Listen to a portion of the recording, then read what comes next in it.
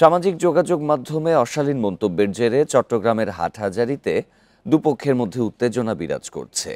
এ ঘটনায় মীরেরহাট ও আশপাশের এলাকায় শনিবার রাত 10টা থেকে আজ বিকেল 3টা পর্যন্ত 144 ধারা জারি করেছে প্রশাসন।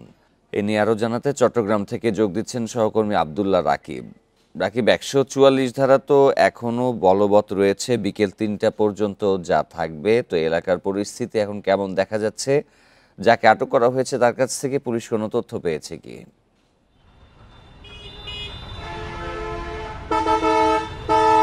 যে আমরা এখন আছি হাটহাজারী বাস স্ট্যান্ড এলাকায়, যেখানে গতকাল সন্ধ্যার পরে একটি ফেসবুকে স্ট্যাটাসকে কেন্দ্র করে যে দুপক্ষের মধ্যে অর্থাৎ সুন্নিপন্থী এবং কওমিপন্থী মাদ্রাসা শিক্ষার্থীদের মধ্যে যে ধরনের উত্তেজনা বিরাজ করছিল, সেই পরিস্থিতি সেখানে বাস স্ট্যান্ড এলাকায় আমরা দেখছি সকাল থেকেই মানুষ আসলে বাস খুবই অল্প পরিমাণ বাস ছাড়ছে এবং যে বাসটি ভাঙচুর করা হয়েছে সেই বাসটিও এখানে আছে। আমরা দেখেছি পুরো বাসের সামনের যে গ্লাস এবং আশপাশের জানলার গ্লাস পুরোটাই একেবারেই ভেঙে ফেলা হয়েছে। এবং গতকাল এই উত্তেজনার পরপরই প্রশাসন যে উদ্ভূত পরিস্থিতি নিয়ন্ত্রণে যে 144 ধারা জারি করে, সেটি আমরা দেখেছি রাতের পরে পরিস্থিতি অনেকটাই শান্ত হয়ে আসে এবং সকাল থেকে এখানে আজকে যেহেতু সপ্তাহের খোলার দিন অফিস আদালত, ফলে এখানকার সাধারণ মানুষের অর্থাৎ কর্মচাঞ্চল্য যে ধরনের আমরা দেখি কিছুটা কম, মানুষের মধ্যে কিছুটা উৎকণ্ঠা আছে।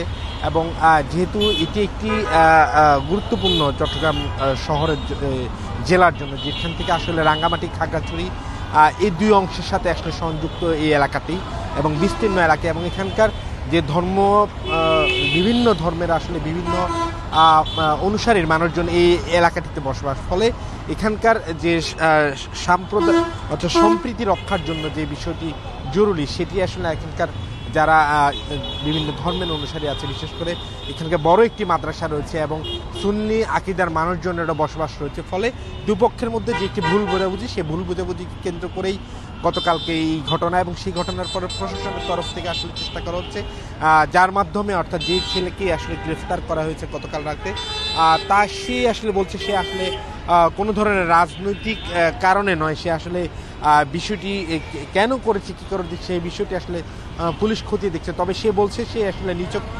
ফেসবুক স্ট্যাটাস হিসেবেই দিয়েছিল, যদিও এটিকে ঘিরে আসলে যে উত্তেজনা বিরাজ করছিল এর আগে চট্টগ্রাম বিশ্ববিদ্যালয়ের ঘটনা, তারপর পরেই চট্টগ্রাম হাটহাজারী এলাকায় এই ধরনের ঘটনা, আসলে এটি চট্টগ্রাম বাসীর মধ্যে একটি বড় প্রশ্নের জন্ম দিয়েছে এবং পুলিশের গতকালকে পুলিশের শক্তি সামর্থ্যের একটি বড় প্রশ্ন ছুড়ে দিয়েছে। আমরা দেখেছি রাতভর যখন আসলে উত্তেজনা চলছিল, দুপক্ষ আসলে পুলিশের উপর ভরসা রাখতে পারছিল না। পরবর্তীতে সেনাবাহিনী আসলে এখানকার যারা মাদ্রাসার শিক্ষার্থী রয়েছে, সুন্নি আকীদার মানুষ রয়েছে, তাদেরকে যখন আশ্বস্ত করে পরবর্তীতে আসলে পরিস্থিতি নিয়ন্ত্রণে আনে, ফলে এখন পর্যন্ত যে 144 ধারা জারি সেটি বহাল রয়েছে।